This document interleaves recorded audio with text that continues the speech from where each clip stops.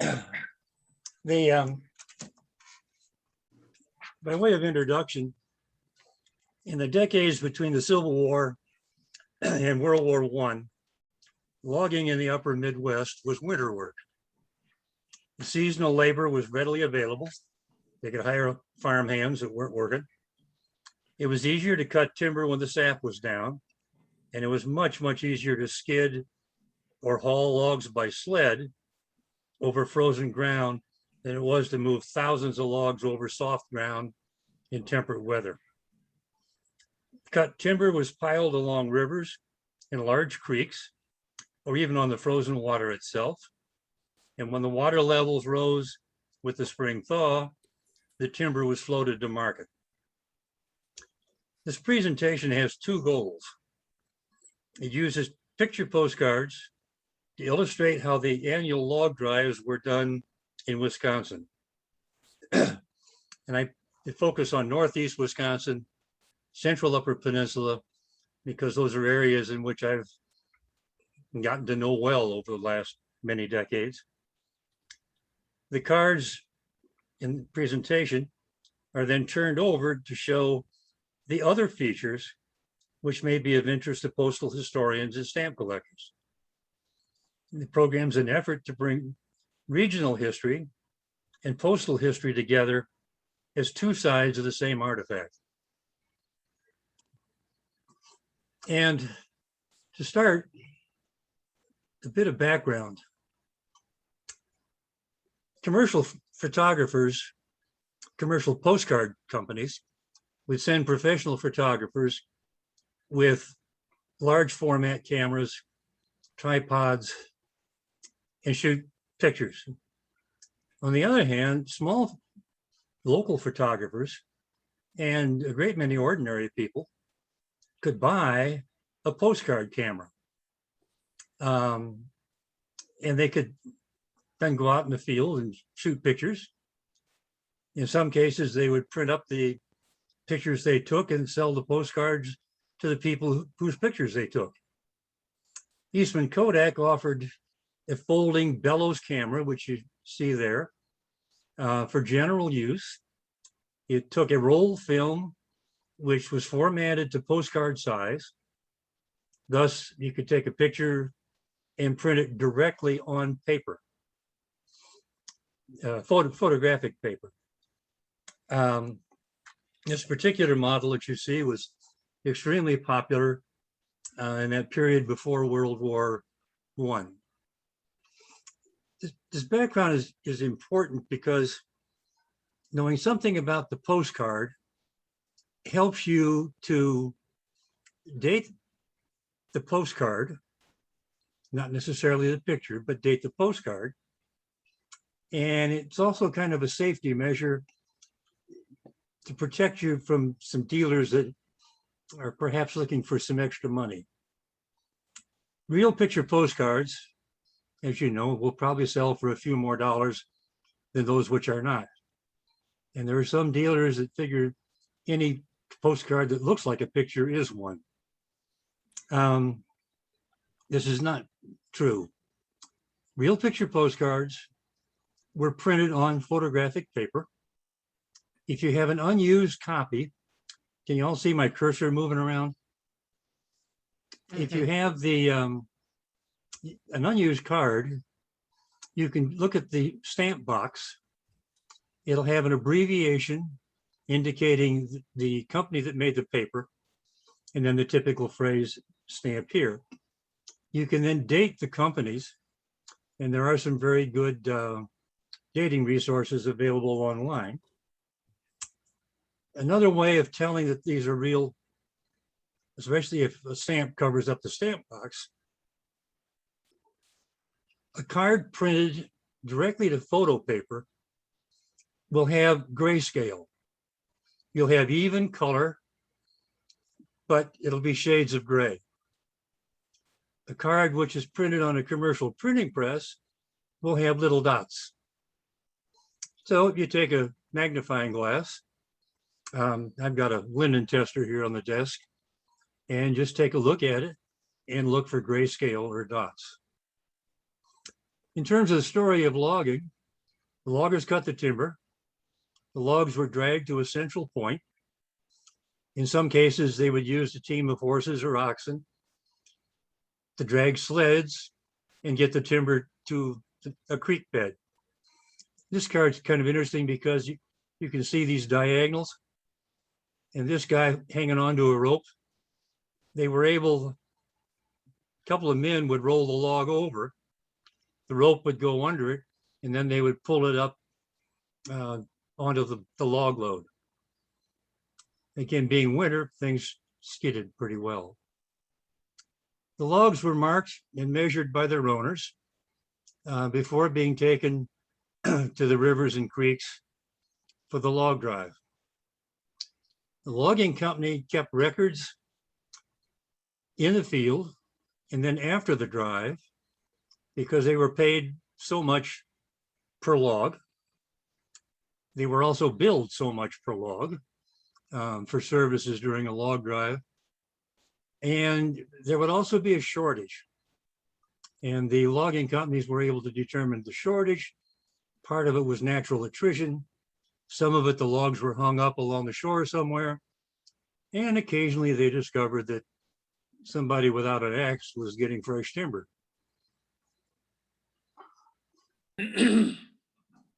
This card was mailed to Switzerland at the international 2-cent rate.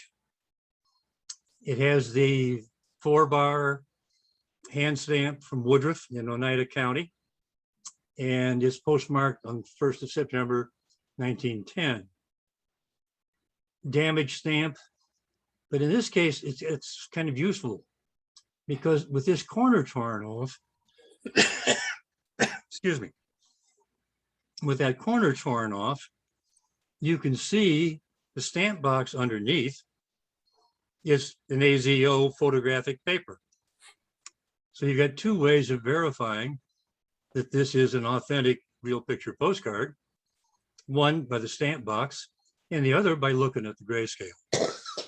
And the scene that you have here is rather typical of the size of the loads. They would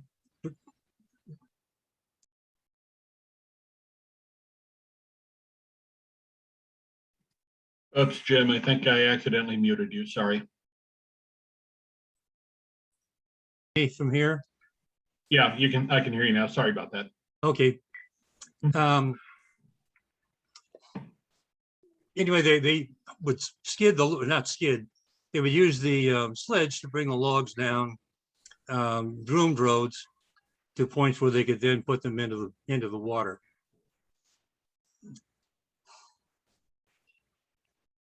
This postcard, which was taken near Clam Falls in Polk County, shows a crew with peavies ready to push logs out into the body of water to be floated down to a mill someplace.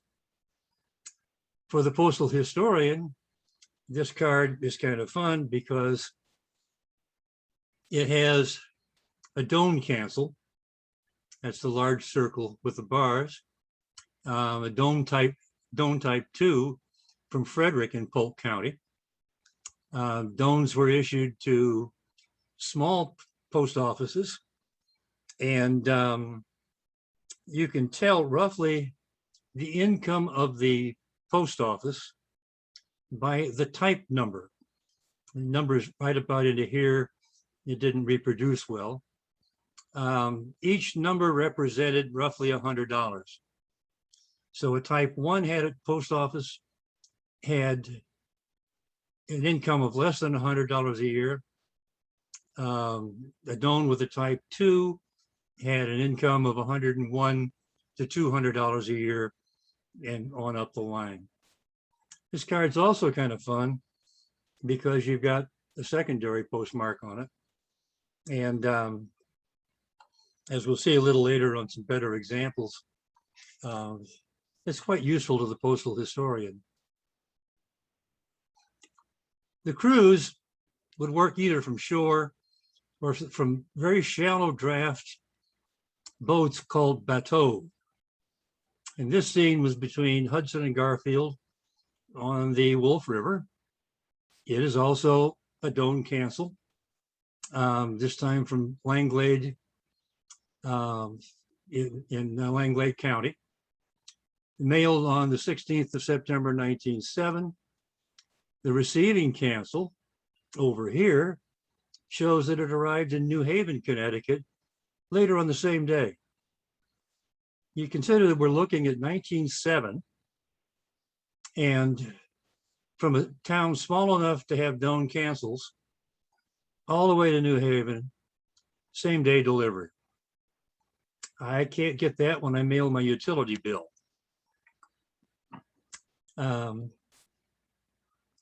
You'll also see an awful lot of the 1-cent Franklins. And if you're a specialist in stamps, you can start having some fun looking for the specialties. You'll quickly point out to other people that, oh no, these two aren't alike. There are differences. Here we have a small log jam. The crews would roll or push snagged logs back into the river. You notice that another characteristic of a real picture postcard, the captions are very frequently hand lettered. This one's dated on the 4th of August, 1910. And it's also kind of interesting in that you can find the same picture on cards published by different companies. The companies would buy the rights to a card, and sometimes more than one company would buy them. And this one's kind of interesting because you can spot the difference in part by the lettering, and then in part by the Zims have a different logo. This very small jam, the crew would wait out. There's usually a key log that you can knock loose, and then the rest of the logs will follow in from there. Being spring at full flood, it's cold work and it's dangerous work. And it also didn't pay very well. The men who did the work were referred to as river pigs. And it's a slang term for the crews that work the shores. This shows a jam with a couple of river pigs alleged to be on the Wolf River near Shawano. And it was published by a drugstore, and it has a catalog number. You'll find the same card with the same catalog number with a different publisher named. That's another one of the crazy quirks about this stuff. Here we have a duplex cancellation. I'm going back to Kruger. It was very common for local businesses to buy cards with an imprint for their town or their business. The big publishers would send salesmen out, and then the company would have, the local company, the drugstore or dry goods store, would then have the advertising effect for the local area, in this case, advertising Kruger. Here you've got the duplex with the ovoid.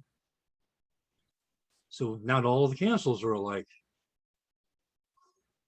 You notice this is the same scene. I can get it to roll. Oh. You take a look at it, you reprint with a bit different coloration, and now you add the advertising for the Mitchell Clothing Company. Now the scene, which supposedly was on the Wolf River, is over around Chippewa Falls. It crosses the state. This was postmarked 23rd March, 1914. By that date, a lot of the log drives were all done. The parts of Wisconsin which were supported by good rivers or river drives were being logged off, had been logged off. and it would be a number of years before the new growth would come in.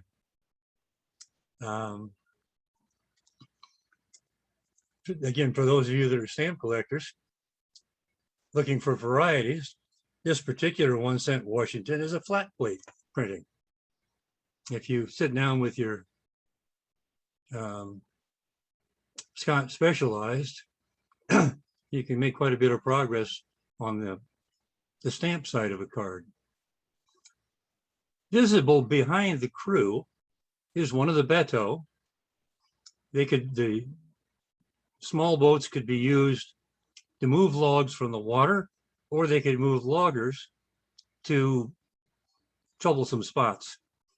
And you can see this is a small troublesome spot, but not a big enough trouble to bother these guys. I love this card because it's addressed to an address about 12 miles from where I am at the moment. And the person who wrote it said, "Shall I get you a job of this kind?" Elgin had a lot better jobs than getting soaking wet seasonally pushing logs. Elgin Watch Company, the foundries. But it's a good view of the men either using pike poles or peavies to push and roll logs. This is a commercially printed card, so we don't have a grayscale, just lots of dots.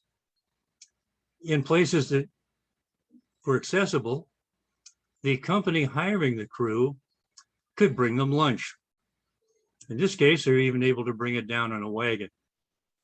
The Menominee River along the Wisconsin-Michigan border had its log drives controlled by the Menominee River Boone Company. And some of the big names in Wisconsin and Michigan logging formed a company, and they built dams to help build the waterhead to flush logs. They also put in sorting gaps, the places where the logs would be tallied and credited to companies.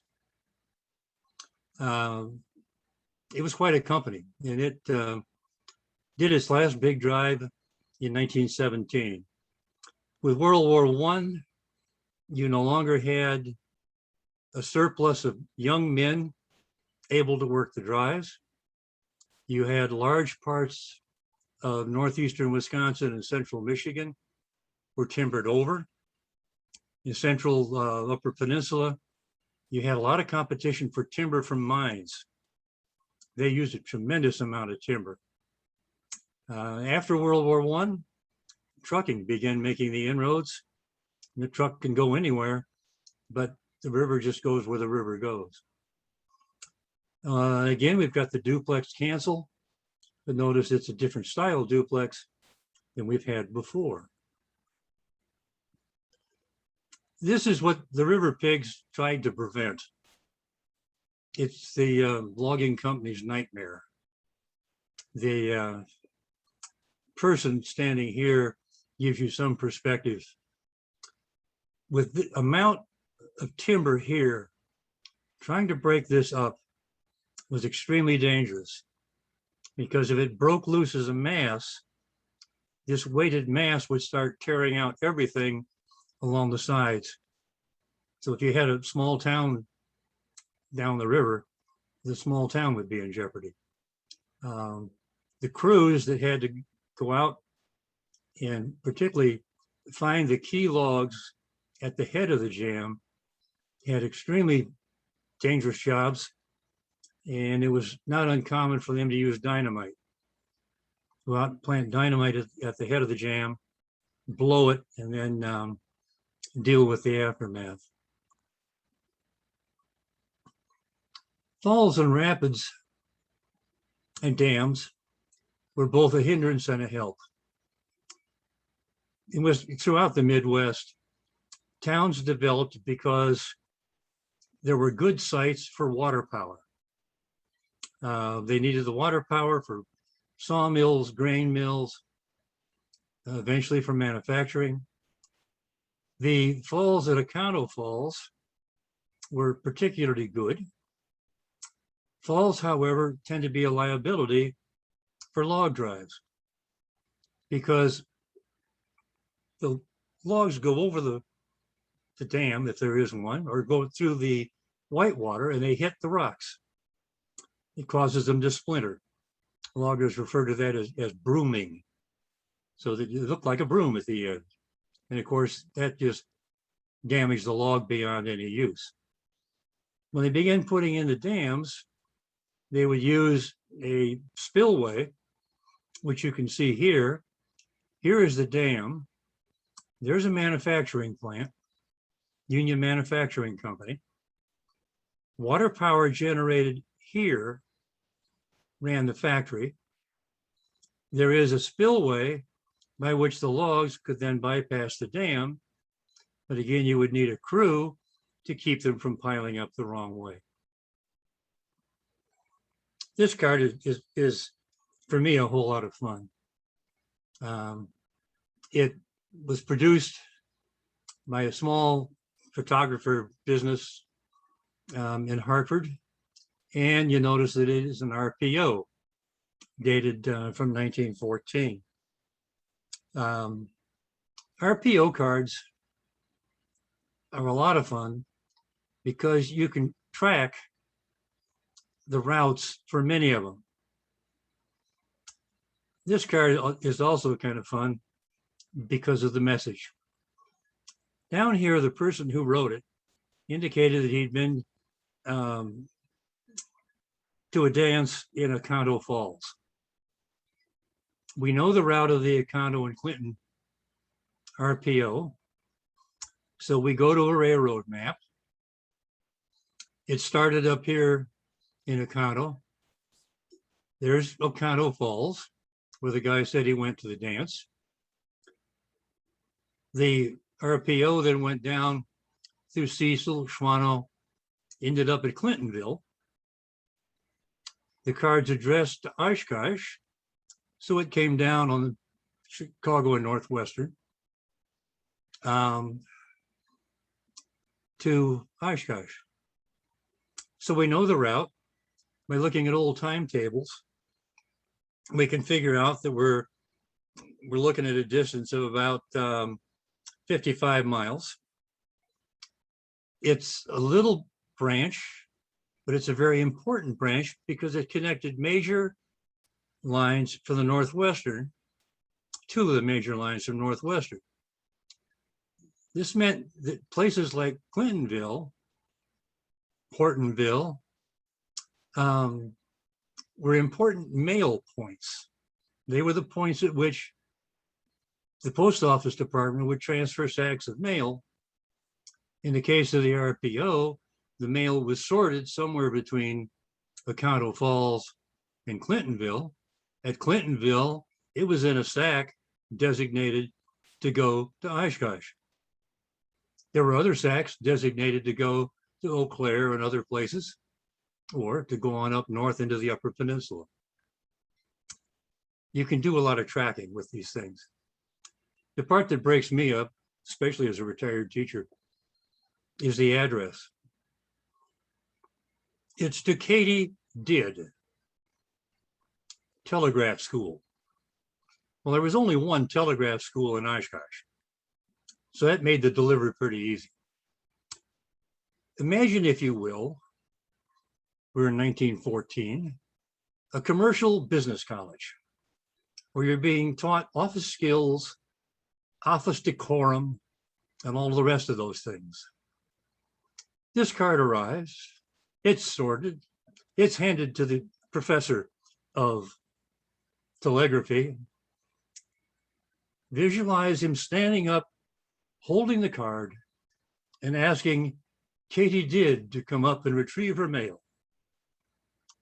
Surely every eye in the room turned to the only girl named Katie. And as she came forward, you can hear the professor talking about office decorum and keeping your private life out of the office. It's a fun card, especially if you got a little imagination. Going back to the River Drive, some of the dams, like the one at Merrill, were pretty good sized dams.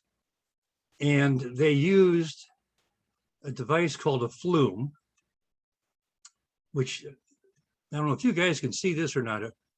My gallery picture is covering it up.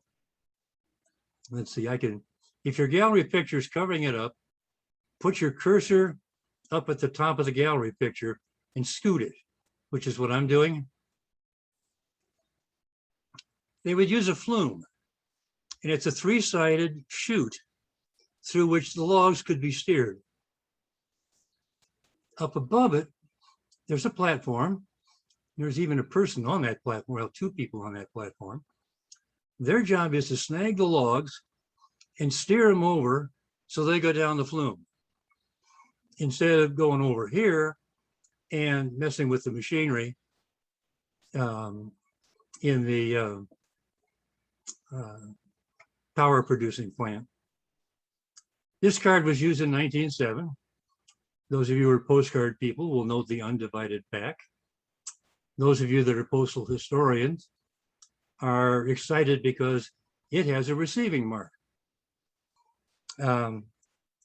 Mail didn't move as rapidly between Wausau and Toma as it did going all the way to Connecticut, simply because it didn't necessarily have the same mainline rail service. But you've got the receiving mark, you've got the duplex. This is a numerical duplex, so that you can have a variety of postmarks as you start sorting through. Once the logs reach their destination, there are sorting gaps, or what are called catch mark sheds. Each log was marked. They had big hammers with raised letters in iron, which left an indented mark on the end of the logs. The logs would be steered into these sheds.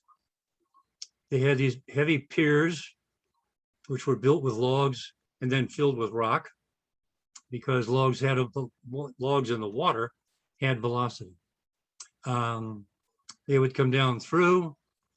You can see a crew over here working, and they would tally each of the logs based upon the owner of record. Again, for postal historians, here's some fun, because we're getting into the American postal machine flag cancels. And there were a number of varieties, and some communities use more than one variety. So one of your goals is to try to get a full set of all of the flag cancel designs that they used. When the logs reached mill towns, the character of the town changed kind of greatly. This card is unusual in that it shows a steam tug pulling logs that are chained together. This would form a boom. The logs in the log drive would be contained inside the boom until they were ready to move into the sawmills. You can see in the background literally millions of board feet of cut timber. And for local historians, the night that Menominee caught fire was one of those unbelievable fires that people still talk about. The producer of the cards, you notice the word Germany. During the first part of the 20th century, German printers had almost a worldwide monopoly on the printing equipment and on printers to do this kind of work. So US postcard companies would, like Langsdorff, had offices in both places. They would send the pictures to Germany, where they would be colored and printed and then shipped back to the United States for distribution locally. Here we're talking about 1906. And again, we're looking at the flag cancel for the American postal machine. Scenes like this were extremely common. In this case, it again is a company that had offices in Germany, but it's not colorized. The card received the duplex hand stamp in Wasaki, up in Marinette County. That was on the River Drive route down to the Marinette area. And it went by rail then to Danville, Illinois. And the receiving mark on this card is on the front. You can trace the movement down to Chicago. In Chicago, then it changed trains and ended up in Danville, where it was unloaded at what was locally called Danville Junction. And transit time, Wasaki to Danville, which is in south central Illinois, 120, 150 miles from Chicago, depending on which route you take. At the sawmills, the logs from the booms were then moved, and you can see people down along here, to conveyors, which lifted them up into the upper level of the mill. And then they would go through the, initially the gang saws, which would square them up. And then they would go through planers, and in another direction from the factory, they would then be stacked. Term was called stickering. You would stack them so that air would flow through it and the wood would dry. Here we've got a flag cancel from Antigo.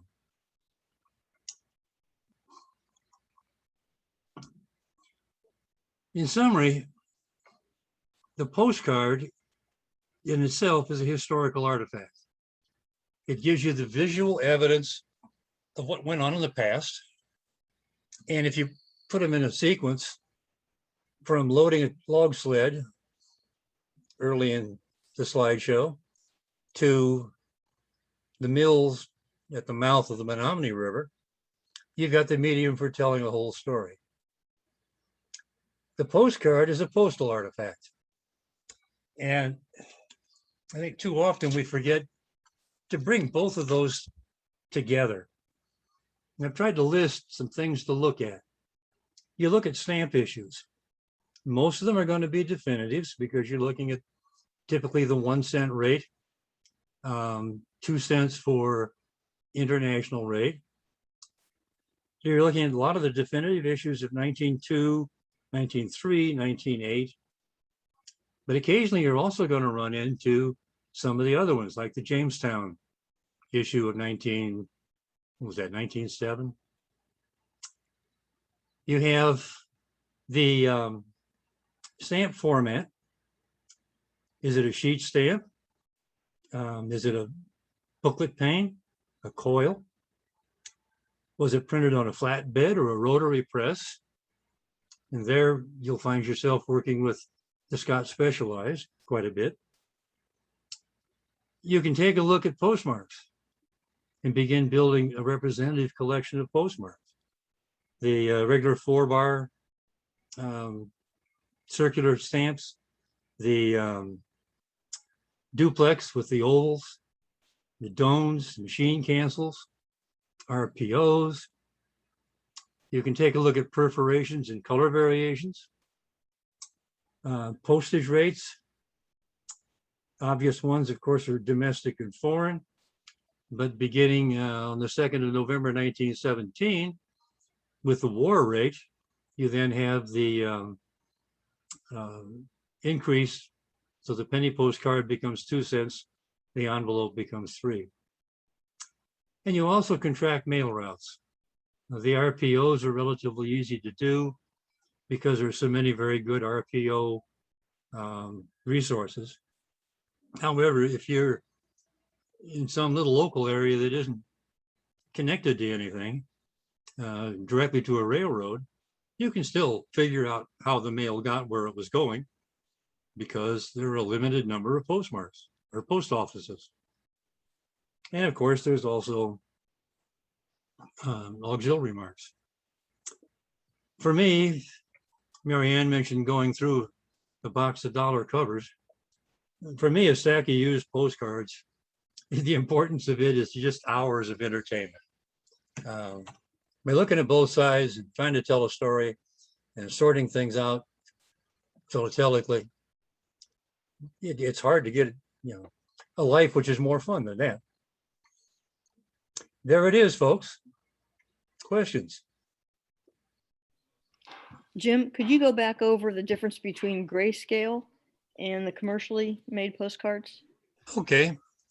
Let's see if I can jump back there quickly instead of scrolling you people all the way through.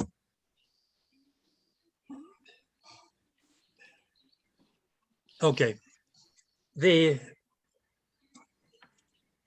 is a real picture postcard. And the two ways that I can identify it, one is the stamp box. The people who produced the photographic paper on which these pictures were printed directly from the negatives marked who they were. So in this case, it's the Cruxo company under the AZO mark. And you can go to the dating guides, and that will give you a framework in which that particular paper was used. It doesn't date the picture. It dates the photographic paper. But that is a way to help you establish authenticity. If the people aren't dressed right, there's some anachronism in the image that doesn't fit the stamp paper, then you need to ask yourself what's going on. Now, grayscale. If you take a look at the trees, they're a light gray to differentiate them from an extremely light gray. The bib overalls, the caps, the dark horse versus the white horse. In fact, that'd be a great place to go. The white horse and the dark horse are extremes on the grayscale. So when you look at it, you're going to have solid colors, different shades. And that will mark it as a real picture postcard, RPPC. When you go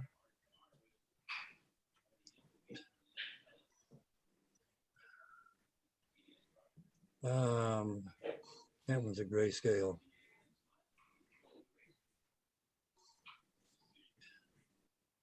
That one's a grayscale. This one's not, but it's in color. This one. When you take a look at this one with a magnifying glass, you'll find that everything is in dots. It was printed on a printing press. If I had a way of photographing it, I'd like to introduce a slide to this show to show that, but I kind of miss my old 35 millimeter camera with a macro lens. What you'll see when you look through a magnifying glass, and you can probably see it with 5 power. I use a linen tester, which is about 10 power. And the distinctions in color are all made up with the density of the little dots. That's how you can tell the difference in the printing. The grayscale, a solid color ranging from light to dark, versus little dots with a density. Does that make sense, Marianne? Makes sense. Jim, you also said that there were some references once you identified the photographic paper, that you could tell who produced it? Yes. What would the names of those be if you were trying to look it up? Do a search using the phrase stamp box. Let me see if I can get you one quickly.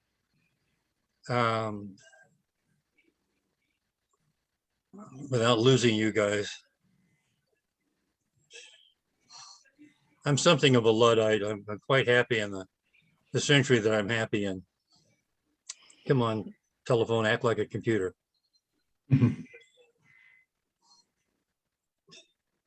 Postcard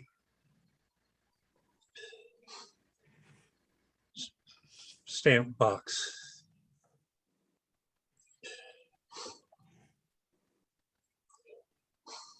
And immediately I have in front of me a couple of websites. One of them is called How to Identify and Date.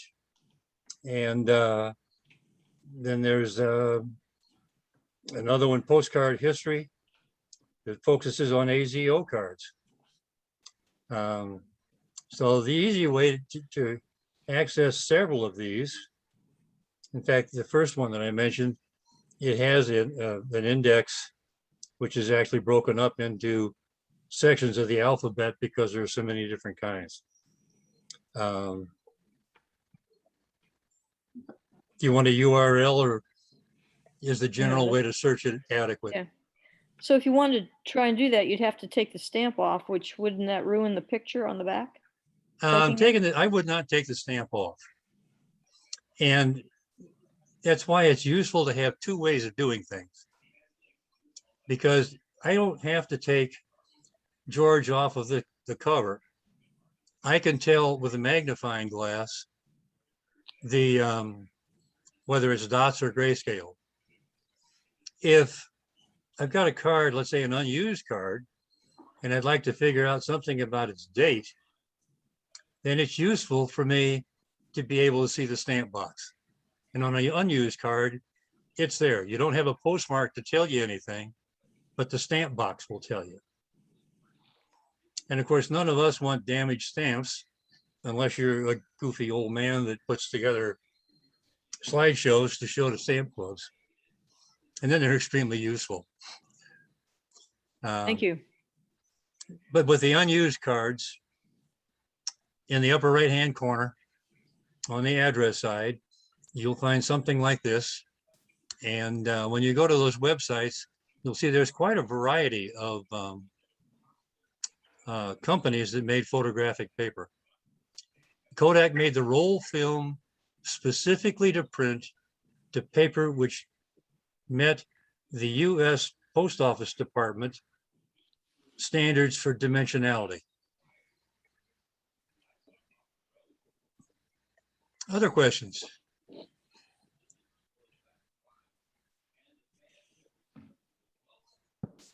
For me, the approach that I've taken, and I know I talked a bit more about history than I did about stamps tonight, but this approach of looking at both sides and studying postmarks, studying the postage, looking at the routes, really adds a dimension to the picture. The picture just tells you so much, but when you add to it some of these other things, figure out the length of time, the transit time from one place to another, that adds a dimension to things. When you were talking about Wiscopex coming up, I don't think you mentioned that the deadline is approaching for the 4-page and 8-page exhibits. And one of the things I'm trying to put together is a little 4-pager just showing transit times. Surprising shortness of time to cover a long distance, and in some cases identifying the routes by which a letter went from a small town in one place to a small town someplace else, but the railroad went through Green Bay and they were able to sort. So with Wiscopex, don't forget those 4- and 8-page exhibits, folks. Jim, when you exhibit then, do you make a copy of the postal information and show the picture side? Yes, I do. Um, it took me a lot of years to fully appreciate a scanner. And the scanner has become one of my indispensable philatelic tools, because I can take a stamp like this one and blow it up and look at the details. How many of you know what is up at the top in each corner of this stamp?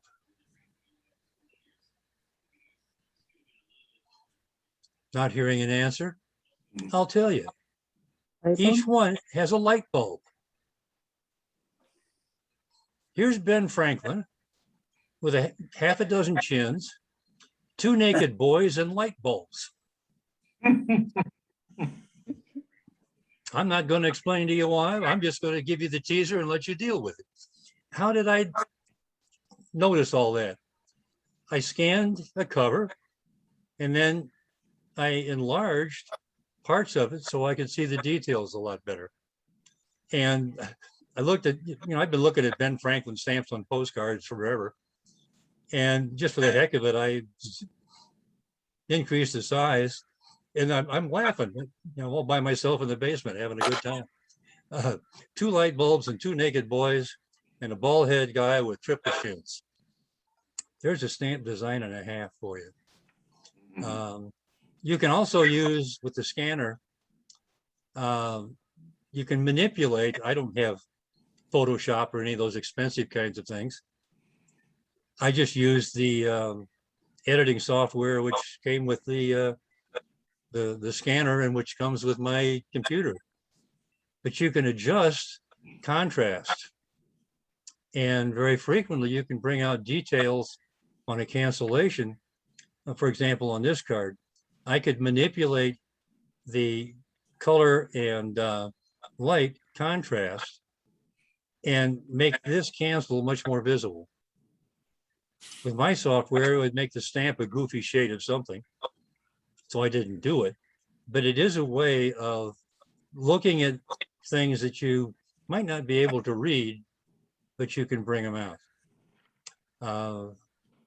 Being able to just take a stamp and make it roughly the size of this picture, you can see all kinds of details in them. When you're looking at some of the definitives in those first 2 decades, and you're talking about shading the, I've got one of those here somewhere. This one. There's more than one printing on those. And this particular one is the definitive from the 1908-1909 issue. And you can tell this George Washington from the later issues by the position of the word since, which is under the neck of Washington.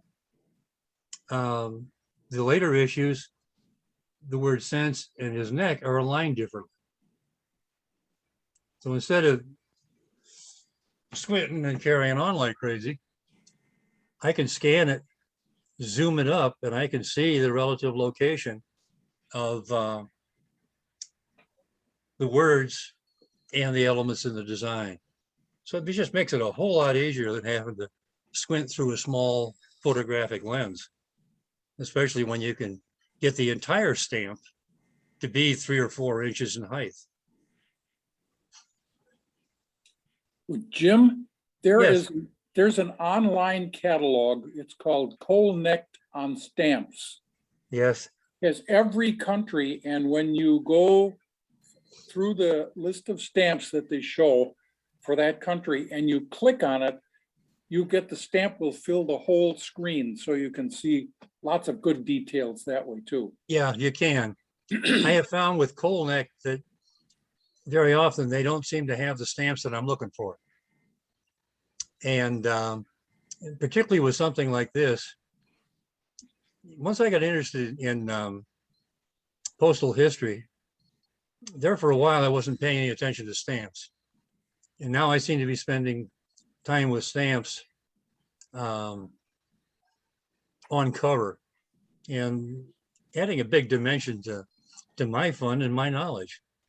I was looking at one today from was postmarked in Bayview, Michigan, with the 1 cent out of the Jamestown issue. Scan it, zoom it, and there's all that detail. But the Colneck is a very good place, and it's especially good if you're a worldwide collector, either topicals or by countries. How do you spell that website? Colnect, I believe. Is that right? I think that's correct, yeah.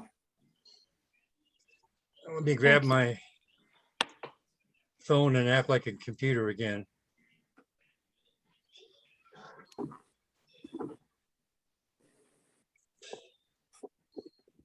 Colnect.com.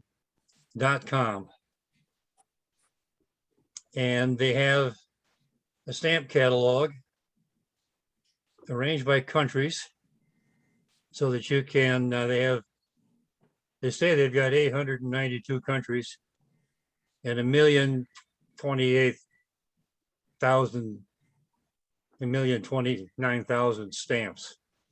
So obviously they're not going to have a lot of everything, but you know, if you're going to a stamp show, having a catalog in your pocket with which you can still order a pizza on your way home is a pretty handy thing.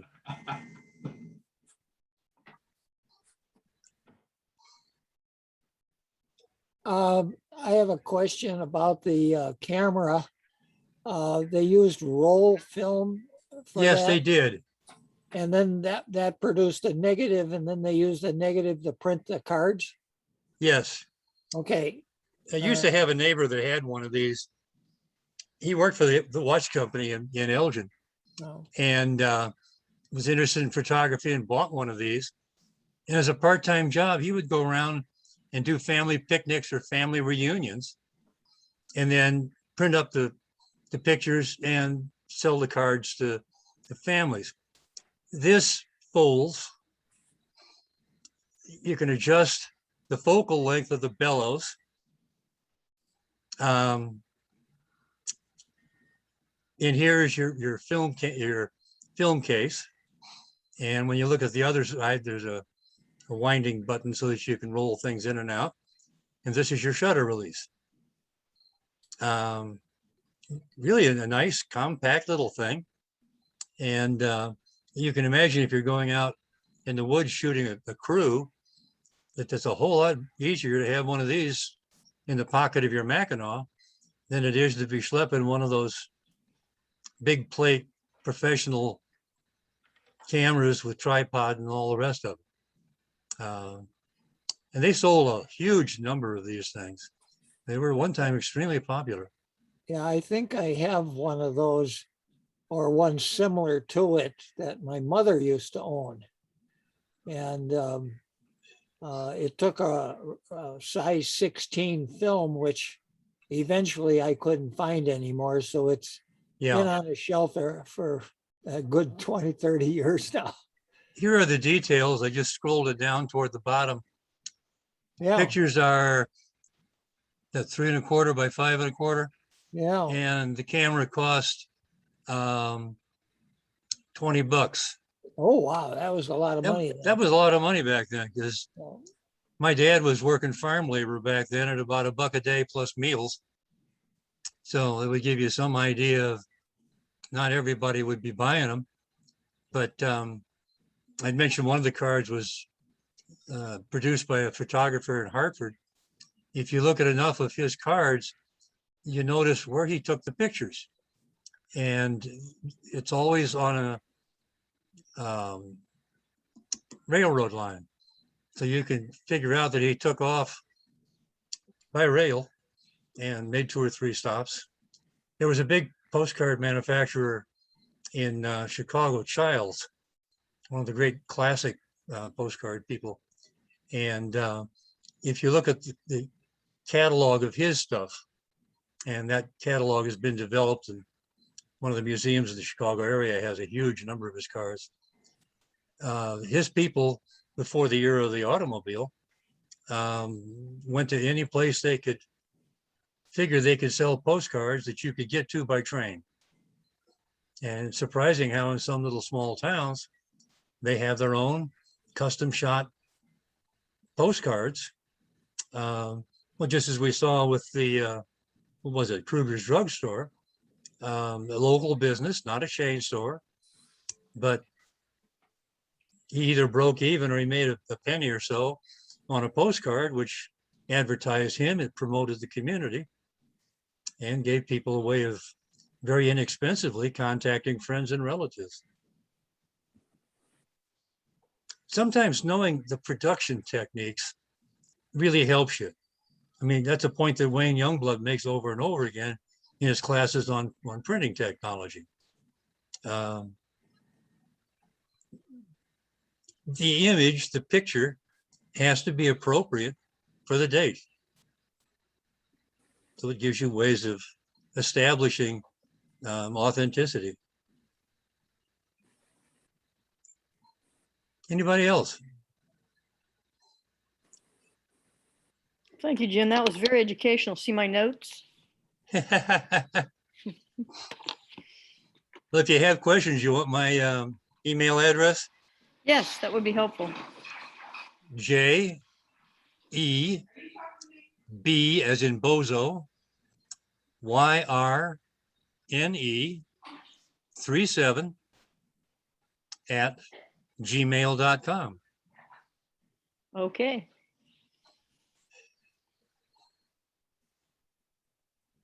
And I hope you all have fun looking at both sides of everything in your collection. Thank you, Jim, for a most wonderful educational program. I too learned a lot. I did not take copious notes, but I've always been fascinated by anything related to Wisconsin. And I too, as a teacher, had a unit on lumbering. So this was all a nice, wonderful review, recap of things that I had taught. So thank you so much. There are a lot of things like this that clubs can do. If you're looking for a club activity, you're in the Milwaukee area, you take a look at a collection of Milwaukee postcards and try putting together a story. I've got, in this, I have 22 slides. It doesn't have to be big. And when you put it together, look at the markets that you have. All those grade schools, retirement homes, they're all places where you can go in and evangelize stamp collecting. With that, I'll say amen.